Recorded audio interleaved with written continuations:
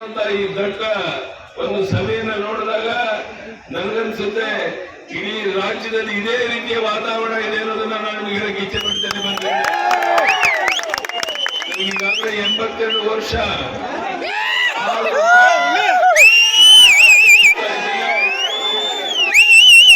ಉದ್ದೇಶ. ನಾನೇನು ಸ್ವಾರ್ಥ ನನಗೇನಿಲ್ಲ.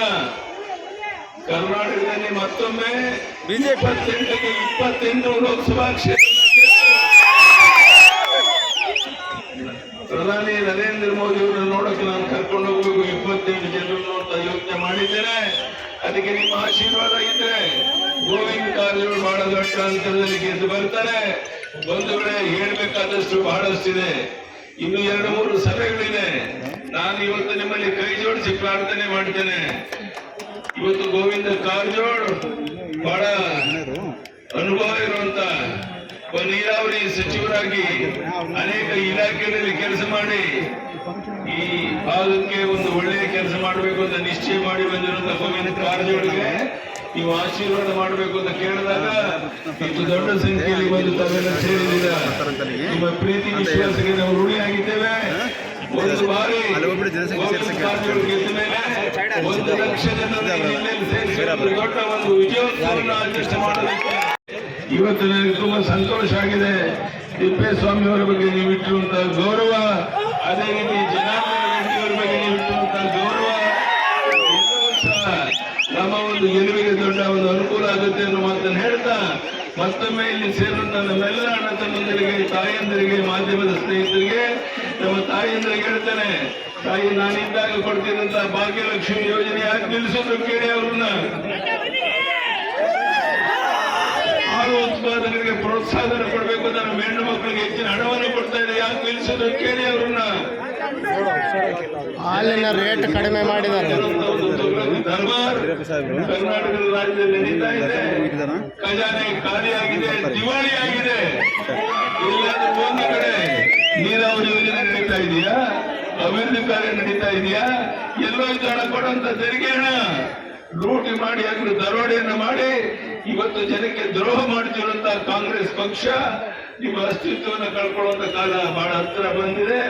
ಬಹುಶಃ ಕಾಂಗ್ರೆಸ್ನಲ್ಲಿ ನಿಮಗೆ ಸಾಧ್ಯ ಇಲ್ಲ ಅನ್ನುವಂಥದ್ದು ನಿಮ್ಮನ್ನು ನೋಡಿದಾಗ ಸ್ಪಷ್ಟವಾಗಿ ಅರ್ಥ ಆಗುತ್ತೆ. ಇಂಥ ವಿಶೇಷವಾದ ಸಂದರ್ಭದಲ್ಲಿ ಇಷ್ಟು ದೊಡ್ಡ ಸಂಖ್ಯೆಯಲ್ಲಿ ಈ ಉರಿ ಬಿಸಿಲಿನಲ್ಲಿ ಕಳೆದ 2-3 ಗಂಟೆಯಿಂದ ಇಲ್ಲಿ ಬಂದು ಕೂತು ನಮ್ಮ ಗೋವಿಂದ ಕಾರಜೋಳಿಗೆ ಆಶೀರ್ವಾದ ಮಾಡಲಿಕ್ಕೆ ಬಂದಿರುವಂತಹ ನಮ್ಮೆಲ್ಲ ಅಣ್ಣ ತಮ್ಮಂದರಿಗೆ, ತಾಯಿಯಂದರಿಗೆ, ಮಾಧ್ಯಮದ ಸ್ನೇಹಿತರಿಗೆ ಅಭಿನಂದನೆಯನ್ನು ಸಲ್ಲಿಸಿ ನಾನು ಮಾತನಾಡುತ್ತೇನೆ. ನಮಸ್ಕಾರ. ಹಂಚಿಕೊಳ್ಳುವಂತ ಒಂದು ಅದೃಷ್ಟ ನನಗೆ ಒದಗಿ ಬಂದಿದ್ದಕ್ಕೆ ನಿಜವಾಗ್ಲೂ ಕೂಡ ನಿಮ್ಮನ್ನ ಮಾತಾಡಿಸುವ ಈ ಸಂದರ್ಭದಲ್ಲಿ ನಿಮ್ ಜೊತೆಯಲ್ಲಿ ನಾನು ಕೂಡ ಎಷ್ಟು ಪುಣ್ಯ ಮಾಡ್ಕೊಂಡಿದ್ದೀನಿ ಅಂತ ತಾವೆಲ್ಲರೂ ಕೂಡ ಇವತ್ತು ಇಡೀ ನಮ್ಮ ದೇಶದಲ್ಲಿ ಇವತ್ತು ಕಾಂಗ್ರೆಸ್ ಪಕ್ಷ 100ಗಿಂತ ಕೂಡ ಹೆಚ್ಚು ಅಂದ್ರೆ ಅವ್ರ ಎಂಟರ್ ಇಂಡಿಯಾ ಕೂಟನೇ ಅಂದ್ರೆ ಇಂಡಿಯಾ ಅವ್ರೇನು ಒಕ್ಕೂಟ ಇದೆ ಆ ಒಕ್ಕೂಟನೇ 100 ಫೀಟ್ ಅವರು ದಾಟಲ್ಲ ಅನ್ನೋದು ಗ್ಯಾರಂಟಿ ಆಗಿದೆ.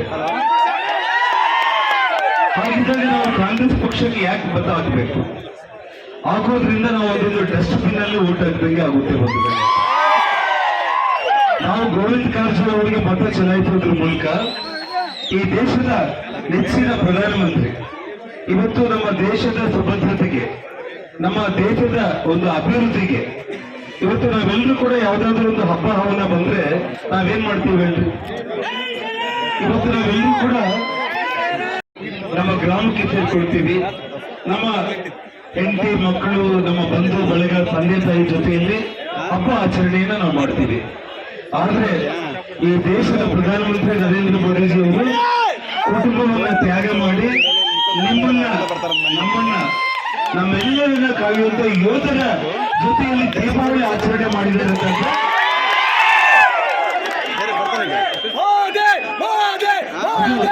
ನರೇಂದ್ರ ಮೋದಿಜಿ ಅವರು ಅಂದ್ರೆ ಇಡೀ ಕುಟುಂಬವನ್ನ ತ್ಯಾಗ ಮಾಡಿ ನಮ್ಮನ್ನ ಕಾಯುವಂತ ಯೋಧರ ಜೊತೆಯಲ್ಲಿ ದೀಪಾವಳಿ ಆಚರಣೆ ಮಾಡಿದಂತ ಒಬ್ಬ ನೆಚ್ಚಿನ ಪ್ರಧಾನಮಂತ್ರಿ ಮೋದಿಯವರು.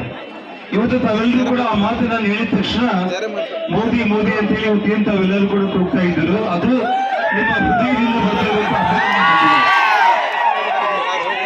ಒಂದು ಮಾತನ್ನು ಹೇಳಿ ನಮ್ಮ ಮನೆಗೆ ಏನಾದ್ರು ನರೇಂದ್ರ ಮೋದಿಜಿ ಅವ್ರು ಬಂದು ಹೋಗಿದ್ದಾರ? ನಮ್ಮ ಮನೆಗೆ ಏನಾದ್ರು ಬಂದು ಟೀ ಕೊಟ್ಟು ಹೋಗಿದ್ದಾರೆ? ನಾವೇನಾದ್ರೂ ಅವ್ರ ಮನೆಗೆ ಹೋಗಿದ್ದೀವ? ಆದ್ರೆ ಅವ್ರ ಬಗ್ಗೆ ಅಭಿಮಾನ ಯಾಕೆ? ಈ ದೇಶವನ್ನು ಕಾಯುವಂತ ಯೋಧರಿಗೋಸ್ಕರ ಅವರೊಬ್ಬ ಯೋಧನಾಗಿ ಇಡೀ ದೇಶಕ್ಕೋಸ್ಕರ ನಿಂತ್ಕೊಂಡಿರೋ ಕಾರಣ ನಾವೆಲ್ಲರೂ ಕೂಡ ಅಂತಂದ್ರೆ ಅದು ಸನ್ಮಾನ್ಯ ನರೇಂದ್ರ ಮೋದಿಜಿ ಅವರಿಂದ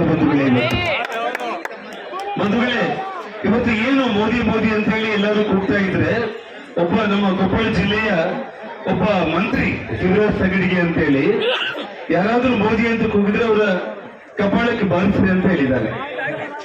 ಆದ್ರೆ ಇವತ್ತು ನಮ್ಮ ಭಾರತ ಅಂತಂದ್ರೆ, ನಮ್ಮ ಸಂಸ್ಕೃತಿ, ನಮ್ಮ ತಂದೆ ತಾಯಂದ್ರು ನಮಗೆ ಹೇಳಿಕೊಟ್ಟಿರೋದು ಏನು ಅಂತಂದ್ರೆ, ನಮ್ಮ ಊರಲ್ಲಿ ಒಬ್ಬ ವಯಸ್ಸಾಗಿರುವಂತ ಒಬ್ಬ ಯಜಮಾನ ಕಂಡ್ರು ಕೂಡ ಕಾಲಿಗೆ ನಮಸ್ಕಾರ ಮಾಡಿ ನಮ್ಮ ಊರಿನ ಯಜಮಾನರು ದೊಡ್ಡವರು ಅಂತ ಹೇಳಿ ನಾವೆಲ್ಲ ಮಾತಾಡ್ತೀವಿ. ಆದ್ರೆ ಇಡೀ ದೇಶದ ಒಬ್ಬ ಪ್ರಧಾನಮಂತ್ರಿಯನ್ನ ಒಂದು ತುಂಬಾ ಕೆಟ್ಟ ರೀತಿಯಲ್ಲಿ ನಡ್ಕೊಂಡು ಮಾತಾಡಿದಂತ ಒಬ್ಬ ಶಿವರಾಜ್ ತಗಡಿಗೆಯನ್ನ ಈ ರಾಜ್ಯದ ಮುಖ್ಯಮಂತ್ರಿಗಳಾದ ಸಿದ್ದರಾಮಯ್ಯನವರು ಈ ರೀತಿ ಮಾತಾಡಬಾರ್ದಾಗಿತ್ತು ಅಂತ ನಾವು ಹೇಳಿಲ್ಲ. ಕ್ಷಮೆಯನ್ನು ಹೇಳೋದಕ್ಕೆ ಕೂಡ ಅವರು ಮುಂದೆ ಹಾಕಿದ್ರು. ಅಂದ್ರೆ ಇದು ಕಾಂಗ್ರೆಸ್ ಪಕ್ಷದ ಸಂಸ್ಕೃತಿ. ಬಂಧುಗಳೇ, ನಾನು ಎಲ್ಲರನ್ನ ತಮ್ಮಲ್ಲಿ ಕೇಳ್ಕೊಳ್ಳೋದಷ್ಟೇ, ನಾವೇನು ಕಪಾಳಕ್ಕೆ ಬಾರಿಸಬೇಕಂದ್ರೆ ಒಂದೇ ಒಂದು ನಿಮಿಷ ಅಷ್ಟೇ. ತಗಡಿಗೆಯನ್ನ ಅವನ ಕಪಾಳಕ್ಕೆ ಬಾರಿಸಲಾಗುತ್ತೆ ಬಂಧುಗಳೇ.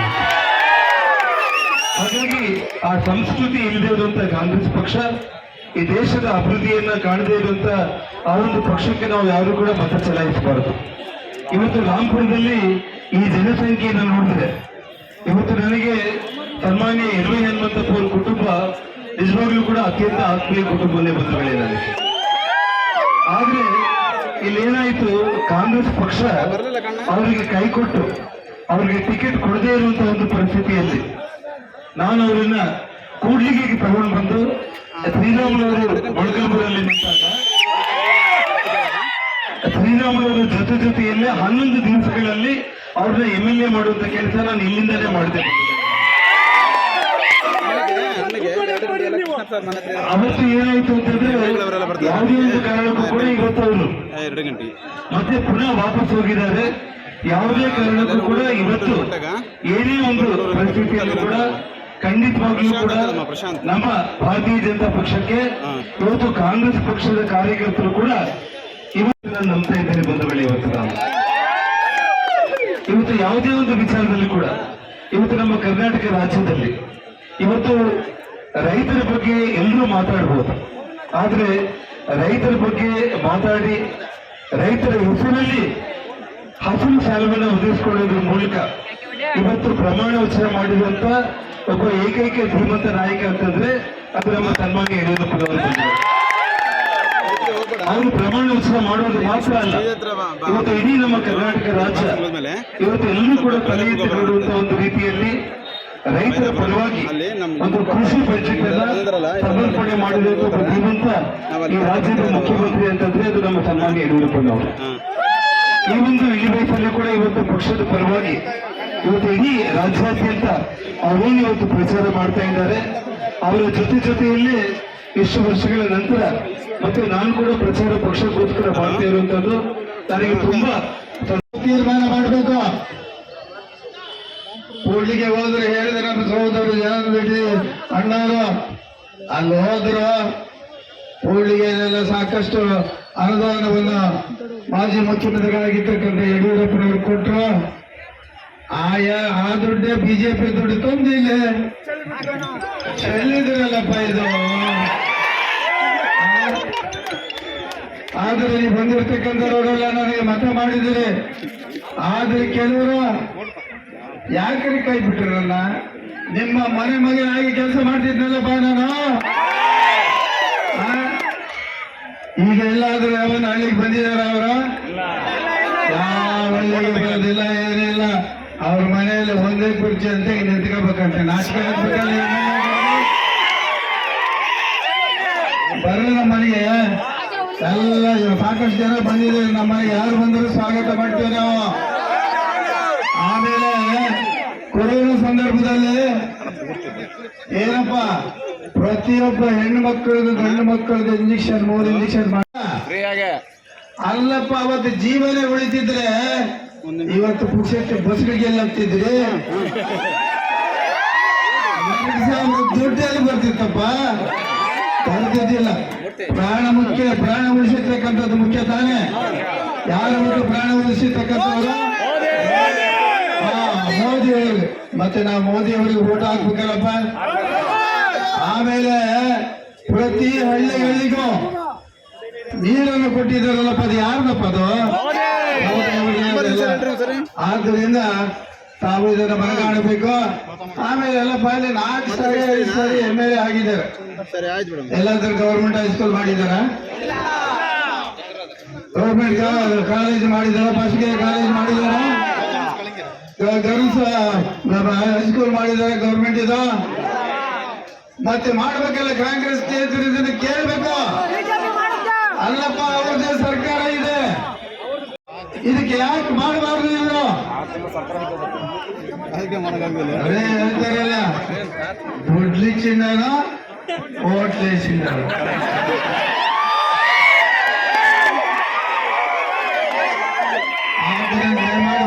ದೊಡ್ಡವರು ಮಾತಾಡಲಿದ್ದಾರೆ. ದಯಮಾಡಿ ನಿಮ್ಮ ವಾರ್ಡಲ್ಲಿ, ನಿಮ್ಮ ಬೂತ್ ಅಲ್ಲಿ ಹೆಚ್ಚಿನ ಮತಗಳನ್ನು ಯಾರು ನೀವು ಕೊಡಿಸ್ತೀರೋ ಅವರೇ ಲೀಡರ್. ಆಮೇಲೆ ನಾವು ಚಿತ್ರದುರ್ಗ ಜಿಲ್ಲೆಯಿಂದ ಈಗ ಒಬ್ಬ ಸರಳ ಸಜ್ಜನಿಕೆಯ ವ್ಯಕ್ತಿಯನ್ನು ನಮ್ಮ ಈ ಕ್ಷೇತ್ರಕ್ಕೆ ಕೊಟ್ಟಿದ್ದಾರೆ. ಖಂಡಿತವಾಗಿ ಅವ್ರು ಕೊಟ್ಟರೆ ಈಗಾಗಲೇ ಭದ್ರಾದ 5,300 ಕೋಟಿಯನ್ನು ಇಟ್ಟಿದ್ದಾರೆ. ನಾನು ಭದ್ರಾದ ಅಪ್ರೂವ್ ಮಾಡಿಸಿದ್ದೀನಿ. ಆಮೇಲೆ ತುಂಗಭದ್ರ ಎಲ್ಲಿಯವರು ಕೂಡಲೇ ಶಾಸಕರು ಬರಬೇಕಾದ್ರೆ ನನಗೆ ಮೊಳಕಾಲ್ಮೂರು ಸೋಲಿಸಿದ್ದಾರೆ ಅವರು, ಅವರಿಗೆ ಕೊಡಬೇಡ್ರಿ ಅಂತ ತಡ ಹಿಡಿದರು. ಮತ್ತೆ ಬಂದು ಇಲ್ಲಿ ನಾಚಿಕೆಯಿಂದ ಬಂದು ನಿಂತ್ಕೊಂಡು ಓಟ್ ಕೇಳ್ತಾರೆ. ನಾಚಿಕೆ ಆಗ್ಬೇಕು ಈ ಜನಗಳಿಗೆ. ಆದ್ದರಿಂದ ದಯಮಾಡಿ ನಿಮಗೆ ಗೊತ್ತಿರಲಿ, ನನಗ ಎಲ್ಲರನ್ನು ಪ್ರೀತಿ ವಿಶ್ವಾಸದಿಂದ ಕಾಣತಕ್ಕಂಥ ಬಸವ ತತ್ವವನ್ನು ಮೈಗೂಡಿಸ್ಕೊಂಡಂಥವನು ನಾನು ನಿಮಗೆ ಇಷ್ಟೇ ಹೇಳಲಿಕ್ಕೆ ಬಯಸ್ತೇನೆ. 12ನೇ ಶತಮಾನದ ಶರಣರು, ಬಸವಣ್ಣನವರ ಅನುಯಾಯಿ, ಅಪ್ಪ ಶಿವಶರಣ ಮಾದಾರ ಚೆನ್ನಯ್ಯನ ವಂಶಸ್ಥ ನಾನು. ನಿಮಗೆ ಗೊತ್ತಿರಲಿ, ತತ್ವದಲ್ಲಿ ಕೆಲಸ ಕಾರ್ಯಗಳನ್ನು ಮಾಡ್ತೇನೆ ಅಂತ ಕೈ ಮುಗಿದು ಪ್ರಾರ್ಥನೆ ಮಾಡಿ ನಮ್ಮ ನಾಯಕರಾದಂಥ ಯಡಿಯೂರಪ್ಪನವರು ಮುಖ್ಯಮಂತ್ರಿ ಆಗಿ ಈ ಜಿಲ್ಲೆಗೆ ತುಂಗಭದ್ರಾ ಜಲಾಶಯದ ಹಿನ್ನೀರಿನಿಂದ ಕುಡಿಯುವ ನೀರಿನ ಯೋಜನೆ 2008ರಲ್ಲಿ ಮುಖ್ಯಮಂತ್ರಿ ಆದ ಮೇಲೆ ಮಾಡಿಕೊಟ್ಟಿದ್ರು. ಮುಂದೆ ಬಂದಂತ ಕಾಂಗ್ರೆಸ್ ಸರ್ಕಾರ ಅದನ್ನು ನೆನಗುದಕ್ಕೆ ಆಗ್ಲಿಲ್ಲ. ಇವತ್ತು ಕೂಡ ಕಾಂಗ್ರೆಸ್ ಸರ್ಕಾರ ಬಂದ ಮೇಲೆ ಅದನ್ನ ಮಾಡ್ತಾ ಇಲ್ಲ. ಖಂಡಿತವಾಗಿಯೂ ಕುಡಿಯುವ ನೀರಿನ ಯೋಜನೆಗಳಿಗೆ ಆದ್ಯತೆ ಕೊಡ್ತೇನೆ. ಅಪ್ಪರ್ ಭದ್ರಾ ಯೋಜನೆಗೆ ನಾನು ನೀರಾವರಿ ಮಂತ್ರಿ ಆದ್ಮೇಲೆ ಕಾಂಗ್ರೆಸ್ ಸರ್ಕಾರದಲ್ಲಿ ಪ್ರತಿ ವರ್ಷ 200 ಕೋಟಿ 100 ಕೋಟಿ ಕೊಡ್ತಿದ್ರು. ನಮ್ಮ ಸರ್ಕಾರದಲ್ಲಿ ಯಡಿಯೂರಪ್ಪನವರು ಮುಖ್ಯಮಂತ್ರಿ ಆದ್ಮೇಲೆ 1000 ಕೋಟಿ ಕೊಟ್ಟರು. ನಾನು ಬಸವರಾಜ ಬೊಮ್ಮಾಯಿ ಅವರ ಸರ್ಕಾರದಲ್ಲಿ ನೀರಾವರಿ ಮಂತ್ರಿ ಆದ್ಮೇಲೆ 2700 ಕೋಟಿ ಒಂದು ವರ್ಷ ಕೊಟ್ಟಿದ್ದೀನಿ. ಇನ್ನೊಂದು ವರ್ಷ 2200 ಕೋಟಿ 2200 ಕೋಟಿ ಕೊಟ್ಟಿದ್ದೀನಿ. ಆ ಅಪ್ಪರ್ ಭದ್ರಾ ಪ್ರಾಜೆಕ್ಟ್ ಅನ್ನ ಕಂಪ್ಲೀಟ್ ಮಾಡೋದು, ಕೆರೆ ತುಂಬ ಯೋಜನೆಗಳ ಕಂಪ್ಲೀಟ್ ಮಾಡೋದಕ್ಕೆ ನನ್ನ ಆದ್ಯತೆ ಇದೆ. ದಯವಿಟ್ಟು ಒಂದು ಅವಕಾಶ ಮಾಡಿಕೊಡಿ ಅಂತ ಹೇಳಿ ತಮ್ಮೆಲ್ಲರಿಗೂ ಪ್ರಾರ್ಥಿಸಿ